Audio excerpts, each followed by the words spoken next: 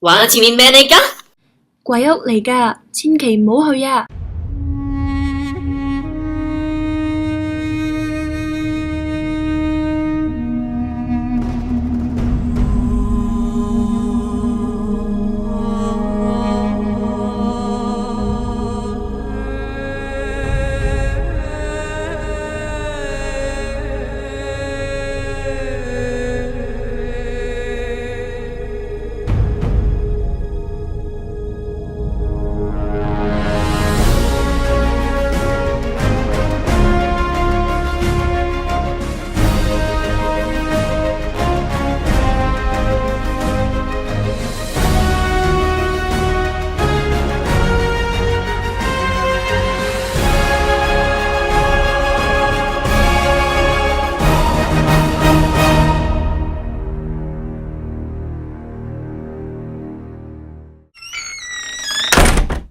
！Welcome to the Island House. This created a delightful place to build a house and a home for the first district officer of the new territory, with a breathtaking view down the channel to the sea. This house, Island House, was our first home from 1973 for the next 12 years. Construction of Island House began early in 1904. After a total expenditure of some 31,000, it was finally completed in March 1906. The main building is 2 stories high and contains a dining room, drawing room, office, 4 bathrooms, 4 bedrooms, hall, staircase, pantry, and lavatory, and is almost entirely surrounded by verandas. Its attractive colonial style is typical of turn-of-century architecture. The distinctive tower contained a water tank and a beacon to help vessels navigating Toro Harbor. A separate building provided servants' quarters, a European kitchen, and a storage area. Willis, a stable and coach house, was constructed at the foot of the hill.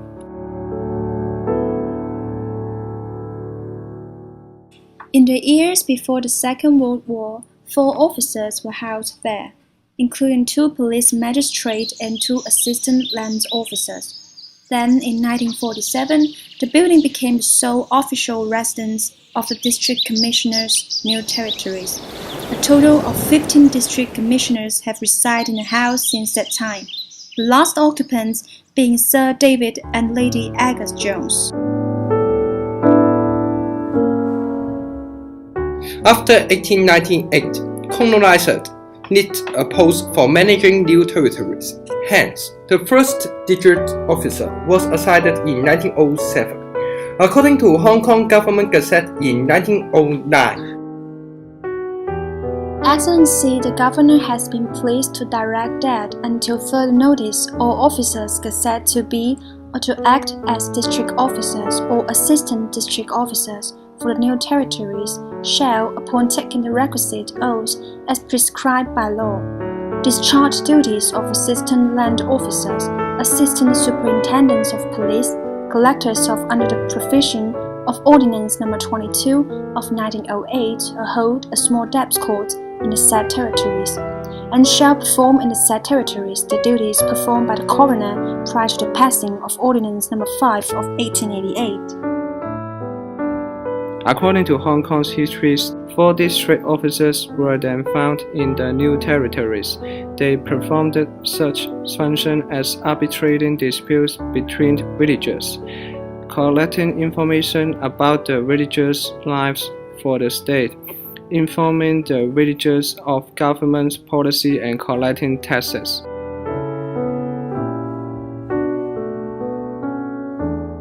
When they have problems, New Territories people, especially those from the Hakka village, gradually got used to asking district officers for help rather than the elders and gentry of the great clans.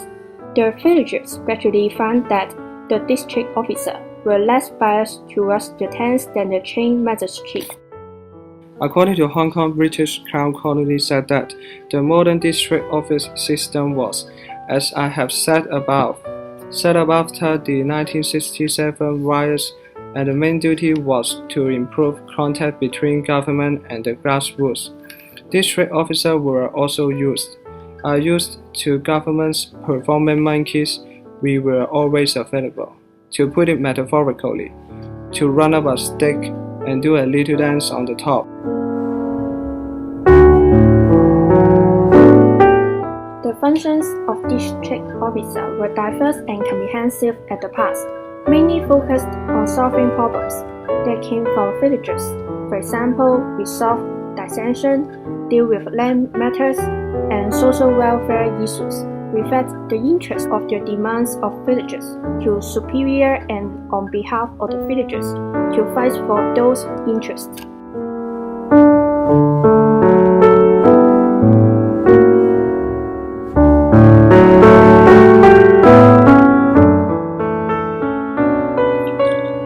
In 1985, Sir David was appointed as Chief Secretary and moved to his official residence on Hong Kong Island. In 1986, Worldwide Fund was awarded custodianship of the house and charged with the responsibility for maintaining its fragile fabric.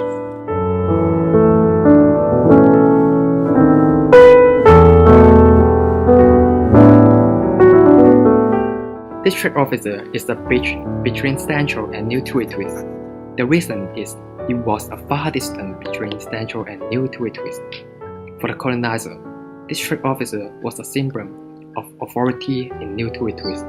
For the New Territories people, they were easy to get support for government through district officer.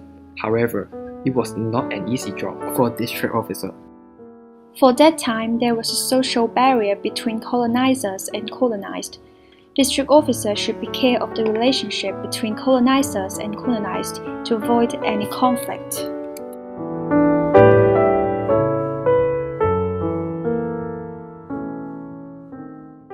Here are interviews of some bikers riding on the Greenway near Island House.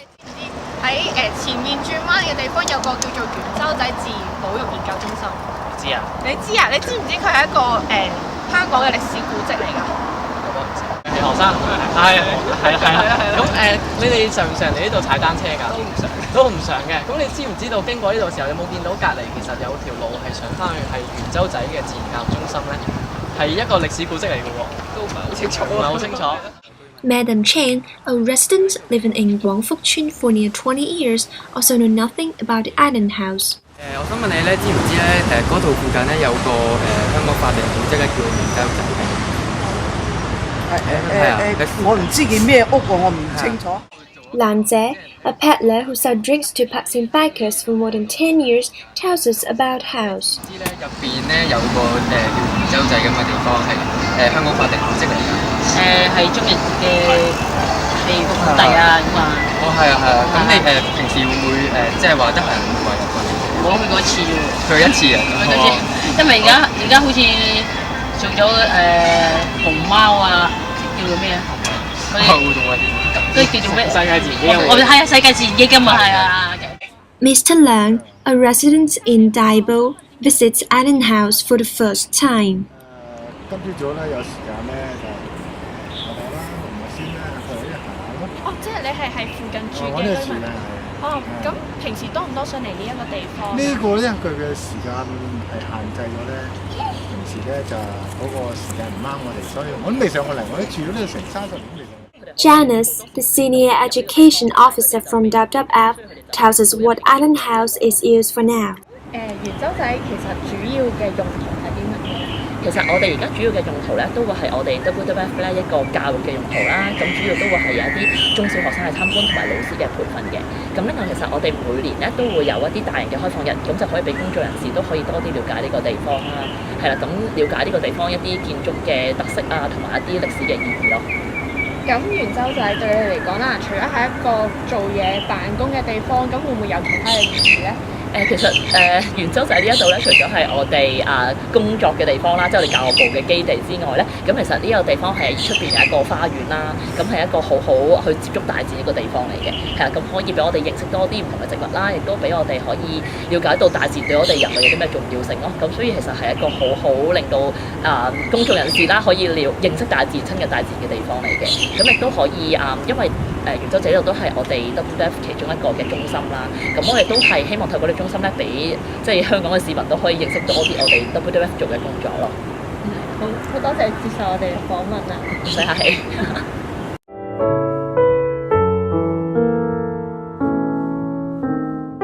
Even Island House from official mansion becomes conservation studies center, but its historical value still exists. As a citizen, we have responsibility to guard our treasure.